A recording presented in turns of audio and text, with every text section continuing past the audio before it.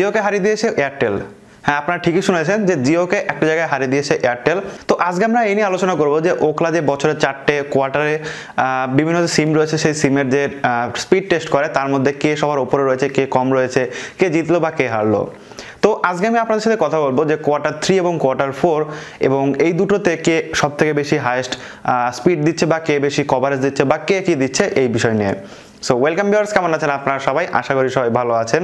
আমি আছি আপনাদের সাথে Deepak Sarkar from Bengali tech squad. আর বেঙ্গলি টেক স্কোয়াডের নতুন এপিসোডে আপনাদের সবাইকে স্বাগত। ভিডিও শুরুর আগে সবার কাছে একটাই রিকোয়েস্ট, যদি আমার ছোট্ট চ্যানেলটি আপনি এখনো পর্যন্ত সাবস্ক্রাইব করে না থাকেন প্লিজ একটু কষ্ট করে সাবস্ক্রাইব করে নেবেন, কারণ সাবস্ক্রাইব করা তাহলে যেটা হবে আমি যখন কোনো নতুন ভিডিও আপলোড করবো সবার আগে দেখতে পারবেন এবং কোনো ভিডিও আপনার মিস হবে না।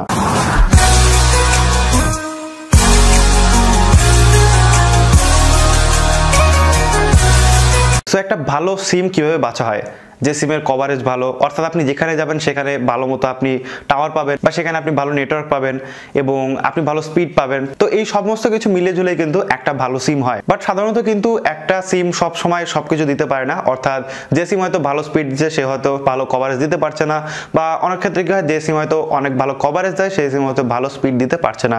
সো এরকমই হয়ে থাকে সব সিমের মধ্যে।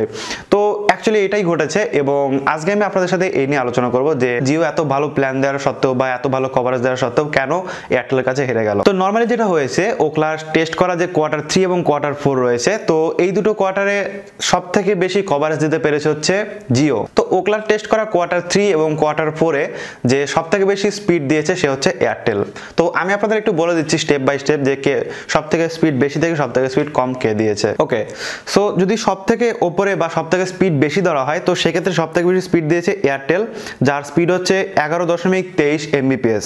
এবং তারপরে রয়েছে ভোডাফোনের রয়েছে হচ্ছে 9.13 Mbps। তারপরে রয়েছে হচ্ছে জিও, অর্থাৎ জিও কিন্তু 3 নম্বরে নেমে গেছে। অর্থাৎ আপনারা সবাই জানেন যে গত 1 বছর ধরে জিও কিন্তু সব থেকে ওপরে ছিল, অর্থাৎ জিওর কভারেজও সব থেকে ভালো ছিল এবং জিওর যে স্পিড সেটাও কিন্তু সব থেকে ভালো ছিল। বাট এই Q3 এবং Q4 কিন্তু জিও হেরে গেছে এবং জিও কিন্তু 3 নম্বরে চলে এসেছে, অর্থাৎ সেকেন্ডও নেই। প্রথমে এয়ারটেল, তারপর ভোডাফোন, তারপর জিও।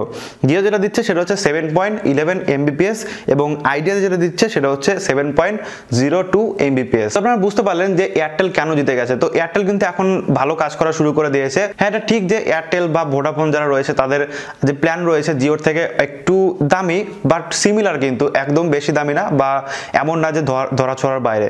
সো যার ফলে কিন্তু এয়ারটেল এখন ফার্স্টে চলে গেছে তার যে স্পিড টেস্টে সেটাতে। এরপরে যদি আমরা কভারেজ এরিয়া ধরি, অর্থাৎ পুরো ইন্ডিয়াতে কত কভারেজ দিচ্ছে এয়ারটেল, জিও, ভোডাফোন, আইডিয়া এরা, তো সেক্ষেত্রে সবার উপরে রয়েছে জিও পুরো ইন্ডিয়াতে 98.8% কভারেজ দিয়েছে। অর্থাৎ আপনারা বুঝতে পারছেন যে কত হিউজ অ্যামাউন্টের কভারেজ কিন্তু তারা করে ফেলেছে এই পুরো ইন্ডিয়াতে। তারপরে রয়েছে এয়ারটেল দিচ্ছে হচ্ছে 90.0, অর্থাৎ 90%। অর্থাৎ এখানে কিন্তু অনেকটা এগিয়ে জিও এয়ারটেলের কাছ থেকে। অর্থাৎ আপনারা বললাম যে সব সিম কিন্তু সবকিছু সবসময় দিতে পারে না।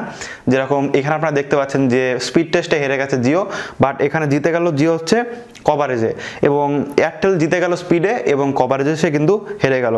এবং থার্ড পজিশনে রয়েছে হচ্ছে ভোডাফোন দিচ্ছে 84.6% এবং আইডিয়া দিচ্ছে হচ্ছে 82.8%। তো এই হচ্ছে মোটামুটি যে কভারেজ এরিয়া দ্বারা দিচ্ছে সেই হিসাবে যে পার্সেন্টেজ করা হয়েছে বা ওকলার যে টেস্ট করা হয়েছে তার মাধ্যমে কিন্তু এটা পাওয়া গেছে। তো এবার কথা হচ্ছে যে এই ভিডিওটা আমি কেন বানালাম। আমি জানি এই ভিডিওটা আপনাদের সবার কাজের না, বাট আমাদের মনে কিন্তু একটা কোশ্চেন থেকেই যায় যে এই মুহূর্তে কে সব থেকে বেশি স্পিড দিচ্ছে বা কে সব থেকে বেশি কভারেজ এরিয়া দিচ্ছে। তো সেক্ষেত্রে যাদের মনে এই ধরনের কোশ্চেন ছিল অবশ্যই কিন্তু আপনারা জেনে গেলেন যে এই মুহূর্তে দাঁড়িয়ে Q3 এবং Q4 কে সব থেকে বেশি স্পিড দিয়েছে বা কার অ্যাভারেজ কিন্তু সব থেকে বেশি।